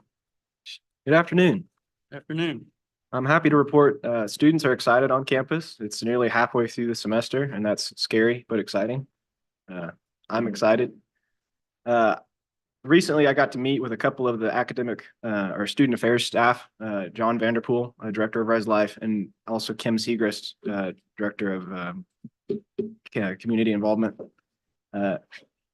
Those were very good conversations, and I very much appreciated their time that they had with me just to educate me on some of the programs that they oversee and what they do for students. And the impression I got from both of those individuals very much so is they very absolutely care for the students that they work with. And that's, of course, critical because I know in conversations with students bring up both absolute positives and things they're concerned with. And then I get to take that to people who oversee those things. And I get to learn about the student says this, and I have my own questions about what the student says. And then I get to take it to the person who oversees that. And I get to learn about what that director, what they oversee, and how they're taking care of what the student is bringing up concerns about. And I get to see that progress is being made and the things that the student is bringing concerns about is being addressed. And whether the student sees it immediately or not, of course, immediate feedback is critical, is important, but those concerns are being taken care of and they're not left in the dark. And I think that was very important for me to see. And it was very good for me to be educated on how, again, just how much those individuals care and what's being done to take care of that. And so that any future conversations with students that I may have, I can have these in the back of my mind. These are the places that you can take concerns to, and these are the avenues you know that are available for you to raise your concerns to. And just the one thing that really struck me, even in a conversation I had today with Mr. Archambault, was communication is a wild thing. Students have questions and comments on points of what the university is doing or what the university is not doing or what the students would like to see. And yet they don't know that those things are being offered and are being taken care of. And those are opportunities that students have, but they just don't see it. And they don't know about it. And it's very interesting to me just in my conversations with Mr. Vanderpool and Kim Segrist was these are the things we're doing and these are the opportunities that students have, yet students don't know about them. And I'm like, I don't know where is this black hole coming from that sucks up the communication points that the university is offering and students aren't getting it. And I think that's something I would like to start just asking more students about in my time that I get, just to know where are these black holes coming from. And, That's just something I would like to start focusing on because there are a lot of points and the university does a good job in a lot of areas of making opportunities available. They just don't get seen. And so that's something I would like to start pursuing as a student, and I have a good set of eyes into that. And of course, there are more people absolutely that can help and give insight into that, but that's something that excites me to start pursuing. So that's my report. Very good. Any questions for Garrett? Thank you. Now we'll hear from our president, President Kennedy. Carlos? He's good. Oh.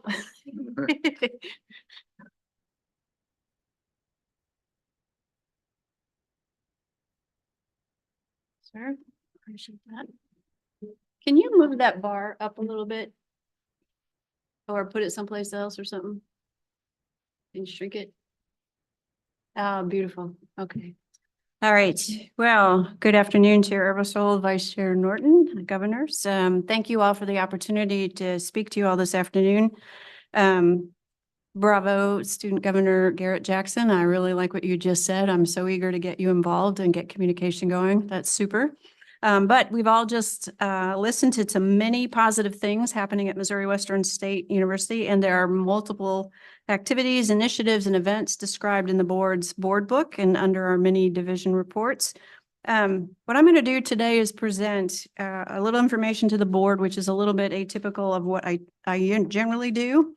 That is, I would like to use this time to provide the board with some perspective on Missouri Western State University. That is, to talk about the headwinds we're facing, but then also to follow with a summary of new directions and focus as we continue to move Missouri Western State University forward. So I'm just going to warn you, it's going to be a little bleak at the beginning, but there are some positive indicators and we will end on a positive note.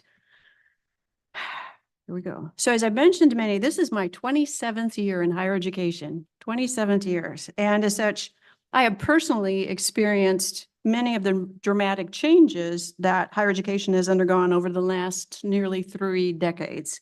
In fact, I can tell you as an assistant professor in the early 2000s, I can recall sitting in a faculty senate meeting and listening to my president discuss the current pressing issues that universities were facing. And you know what? It's the same issues, the same headwinds that we're facing today. It's eerily familiar. So what are we going to talk about? Enrollment, funding, direction. Now, enrollment, we're going to talk about that. And dare I say that enrollment is the #1 topic that I would offer nearly every other Missouri Western State University faculty, staff, and especially administrators are asked about, and no doubt the board. And certainly among some circles, it is one of the most speculated about on social media. How is enrollment? Let's take a look. So this is spring. This is our spring enrollment. This is a data that's provided to us out of our IR, courtesy of Academic Affairs. And you can see, not a surprise, we are down in head count and student credit hours. Now, there are a couple of bright spots that you won't see here. As we've mentioned earlier, our transfer students, both the 2-year and 4-year, are up, and our graduate student population is doing a nice little increase as well. So again, that's not a surprise, and we've heard about a lot of the efforts underway to improve some of this. But what I'd like to do is give you a little bit broader picture of enrollment. You ready? So let's look at this. I went back and looked at what are the historical enrollments, and you know why I put 1981 up there? A, because it would have been the first year I'd have gone to college, and B, because it was one of the oldest periods that I could find enrollment. And by the way, that's when we were Missouri Western State College, right? So you can see we had about 4,259. But notice that 2011 was, as far as I could tell, and I will say that some of these records are spotty to get, is about the time of our highest enrollment, right? So you can see that. A high point, and that's both undergraduate and graduate, okay? But what I'd like to point out to you is that of those 13 fall to fall comparisons, right? Forget 1981, it's not an account. We've seen only 4 increases in fall to fall enrollment. These have been 2010 to 2011, where we increased by 160 students, 2013 to 2014, where we increased by 61, 2016 to 27, where we increased by 174, and 2017 to 2018, where we increased by 133 students. In fact, the last fall to fall increase was 27 to 2018. And what this means is that the university has seen 9 fall to fall decreases over this time period. And if you compare the highest fall enrollment of 2011 to 2019 fall enrollment, which I must point out is pre-pandemic and pre-program elimination, Missouri Western State University enrollment dropped 13.3% or 827 students. Again, pre-pandemic, pre-program elimination. And finally, the fall to fall 5-year and change, our enrollment dropped by 32.9%, 1,869 students. Now, this is dramatic. And again, I would offer is more symptomatic of what's happening in public higher education, and particularly in the state of Missouri. And why do I say that? Because of this. Truman State is smaller than we are now by 179 students. In 2018, they had 158 more students than we did. Missouri Southern is larger than Missouri Western by only 272 students. By the way, they get $4 million more in core appropriations than we do, but we'll come back to that. Statewide, the 5-year decline in 4-year public institution is 7,820 students, or a decline of 5.4%. Community colleges in that time frame lost 11,133 students, or 13% of their student population. So the phrase is misery loves company, but not this kind of company. So what about the positives, the bright spots? Well, let's consider the trends.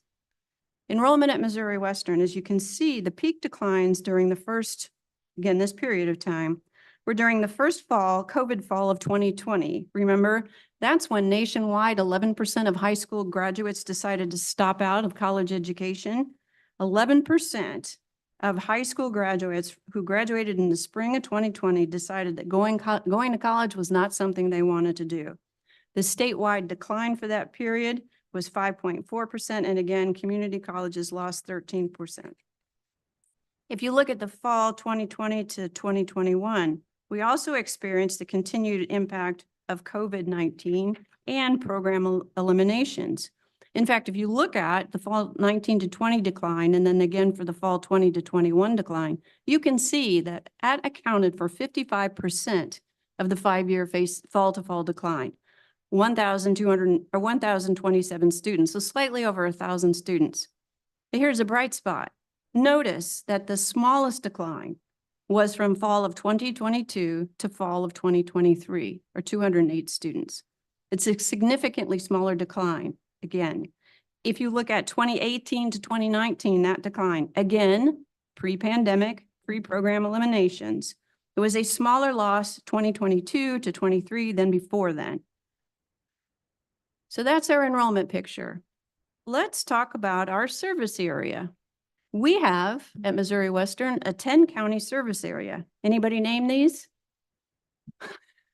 I'm asking because one of the hardest things to find is what are our 10-county service areas? We use that phrase a lot, but we don't often list them out. And I'll just read them to you.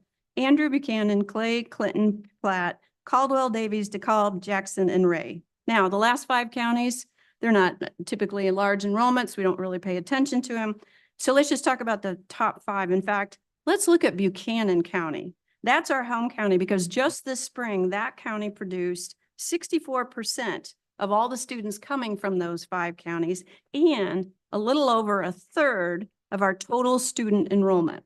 So what's going on in Buchanan County? Well, first of all, look at the population change from 2020 to 2010. The county has lost 4.94%, almost 5% of its population, which is about 4,408 residents.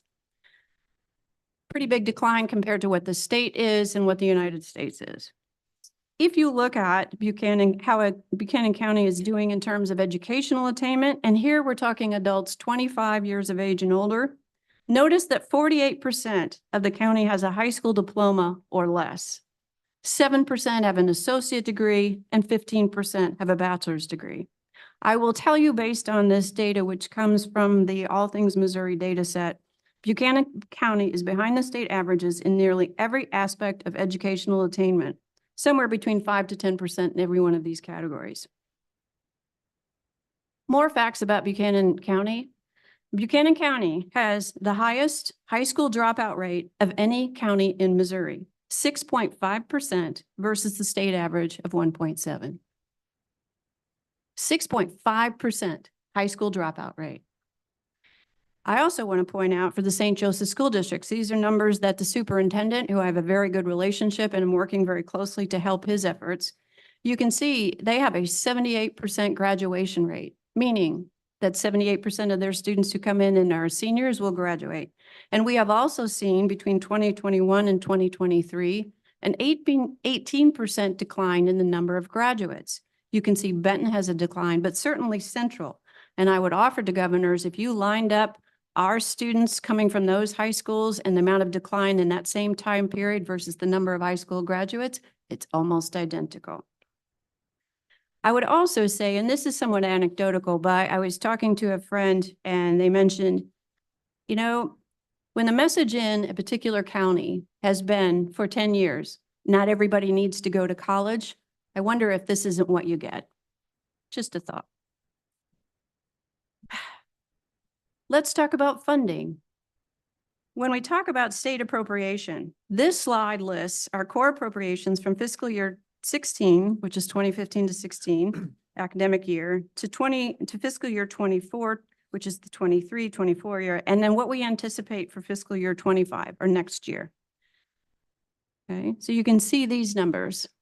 Now, for those of you who can't read a bunch of numbers or don't like to look at a bunch of numbers, this is basically what it looks like. Black is our appropriation and the yellow is the trend line. And certainly we haven't moved much over the past 9 years or even over next year's anticipated. And if you really want to know what this means to us, is if you look at the core appropriations that the university received in fiscal year 16 to this current fiscal year, we've seen a net gain of only $1,066,968. Keep in mind too, that during this time frame, we have seen increases in enrollment. Now, I will tell you in conversation with Paul Wagner, who is the director of COFI, that it's kind of hard to get an idea of exactly where Missouri ranks in terms of funding for higher education because a lot depends on how you calculate it. Is it by FTE? Is it by per capita? But basically, he said it was pretty safe to say that our state is in the lower quartile of appropriations. And if that's not enough, let's talk about the cost of doing business. And by the cost of doing business, I mean just simply keeping the doors open and keeping people working here. What we've seen are, as Daniel's alluded to, costs in property and vehicle insurance, utilities, retirement costs, employee health insurance costs, and salary costs. And I would remind the governors that part of those salary increases are simply us being able to keep pace with our current employees. When we did the CBiz compensation study and decided to give our folks a raise after 5 years without one, that was a $1.6 million ongoing expense to our bottom line that we had to do to keep our employees and to make sure that they were making a living wage. I told you it was going to be a little bleak. Okay, so now that we have an understanding of what's going on, let's talk about what we're doing to address the headwinds. Here's a slide that is from, it's results of a study that was done in 2023 talking about trends in higher education. I think that's fairly readable, so I'm not going to read it to you, but I do want to say these are the 5 trends in an executive summary.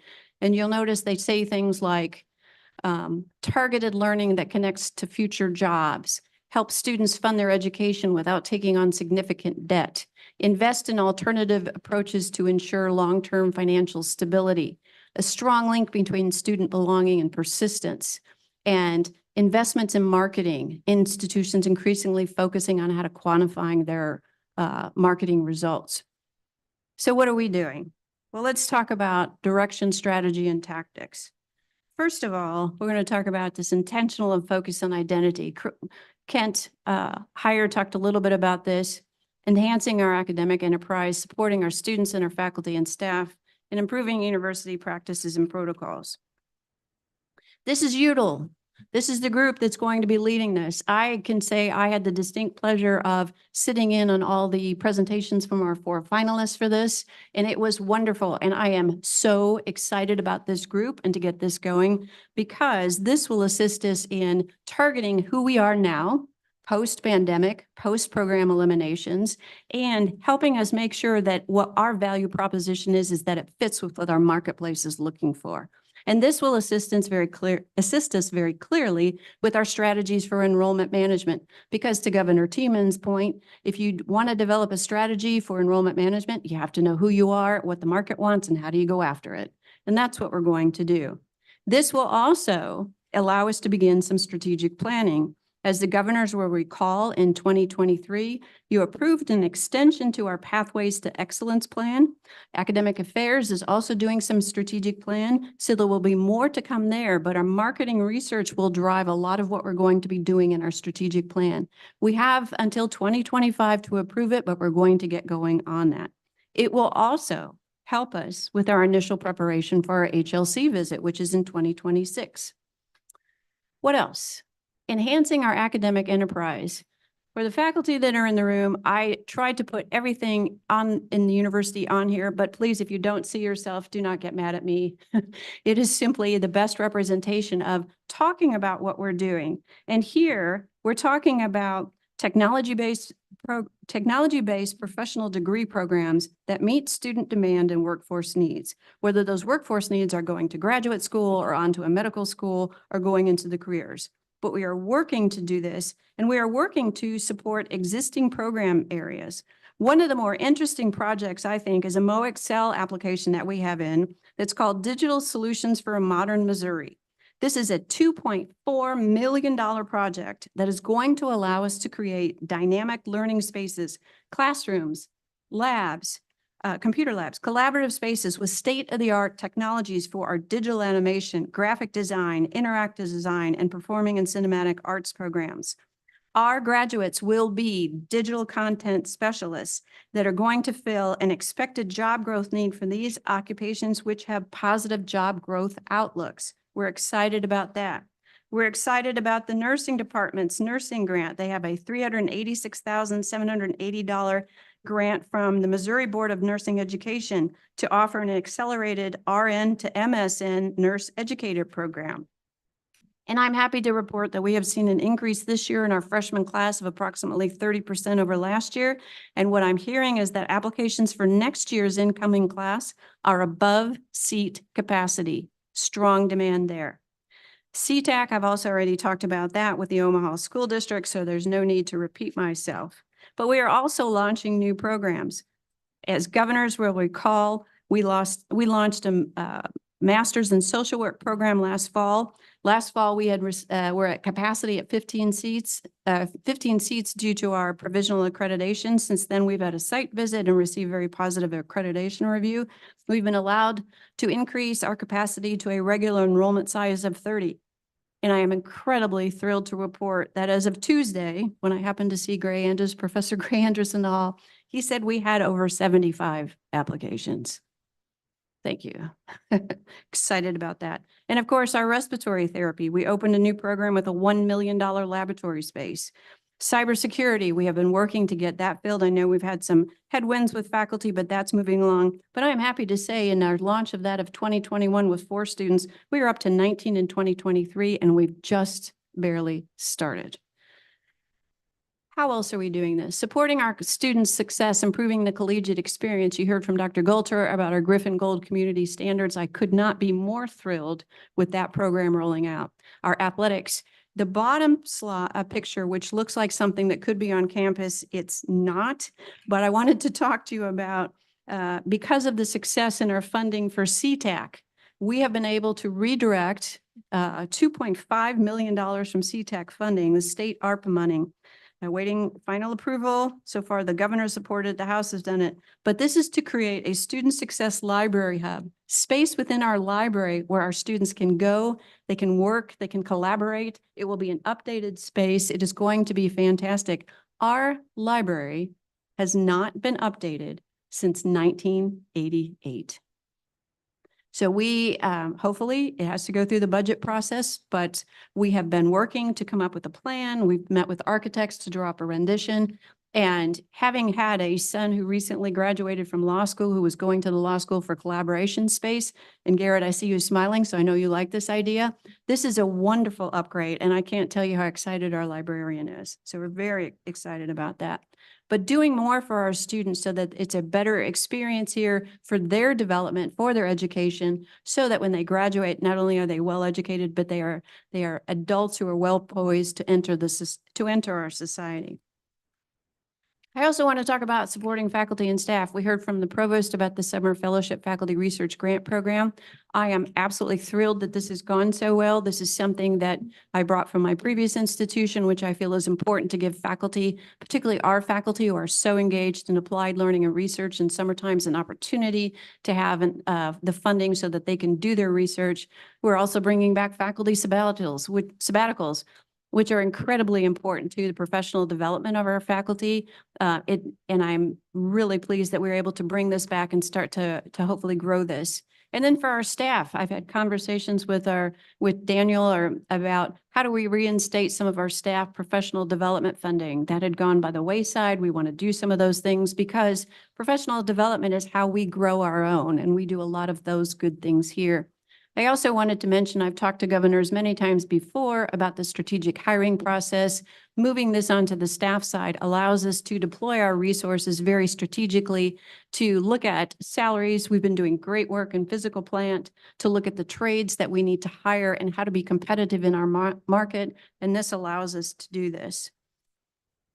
Other areas, enhancing university practice and protocols. We've heard a lot about this, diversification of revenue streams. This is a big push of mine because we know that we've seen from the state appropriations, they are what they are. We're grateful for what we get, but they are what they are.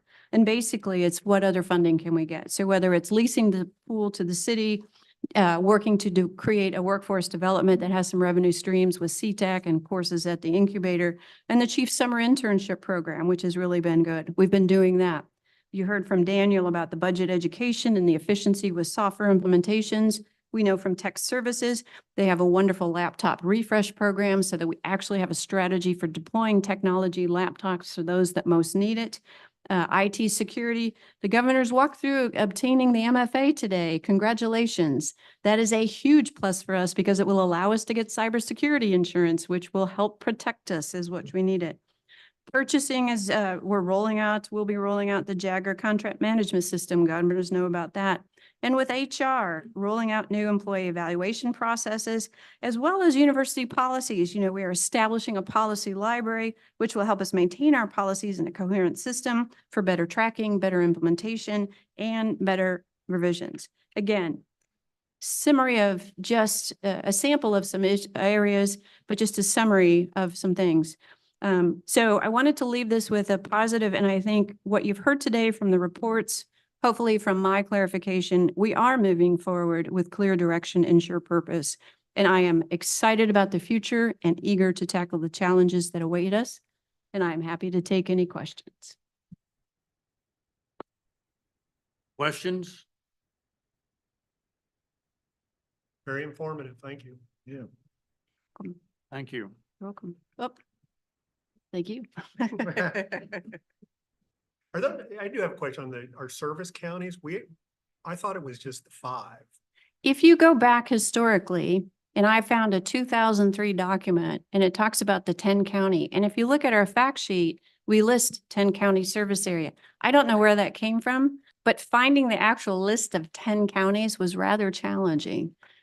We probably don't focus on the 10 because the lower 5 are together, their combined total is typically smaller than 2 of our other counties. And clearly Buchanan County is the leader where we've been.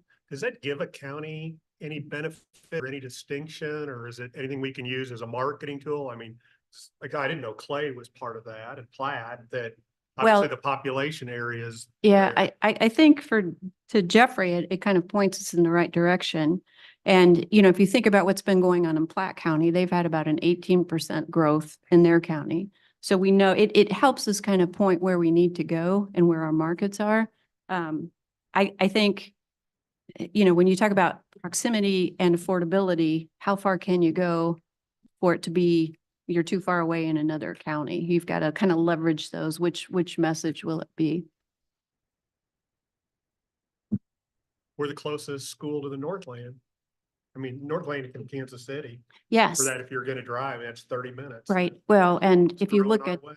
yes, and if you look at how they're growing, right, the households with kids and that population, I mean, that's definitely where we need to go. Okay, thank you. Okay. All right, now we have the report of the chair. The next board meeting will be Thursday, April the 25th, 2024 at 1:30 in the Blum Student Union Room 220, right here. Is there any old business?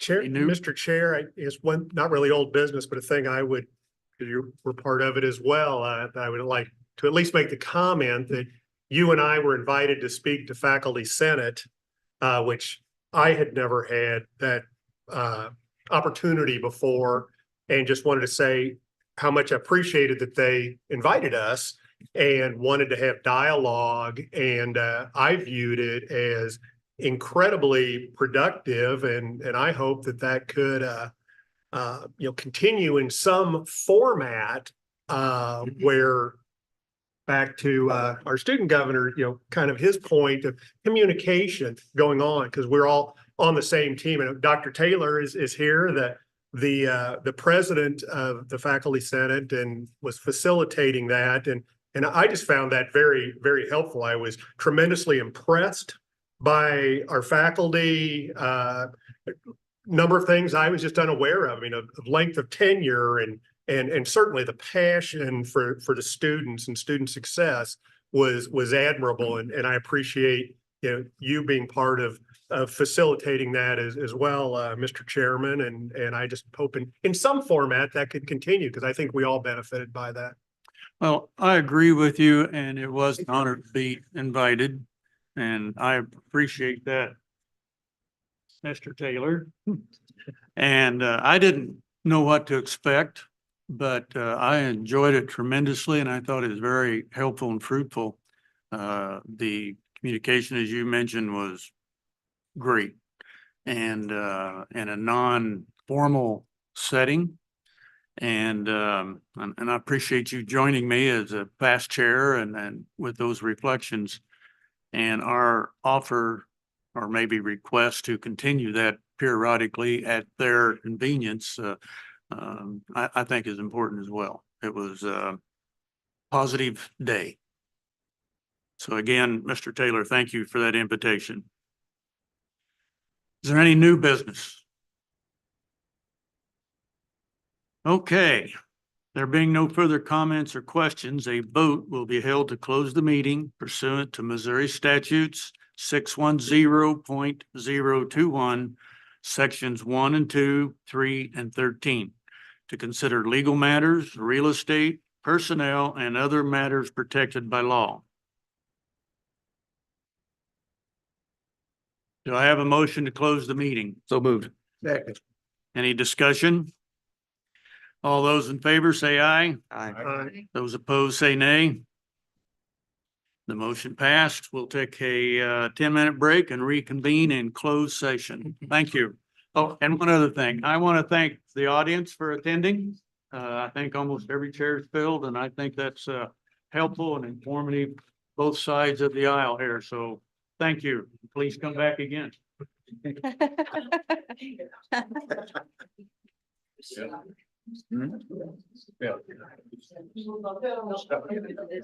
Yeah, I'm gonna.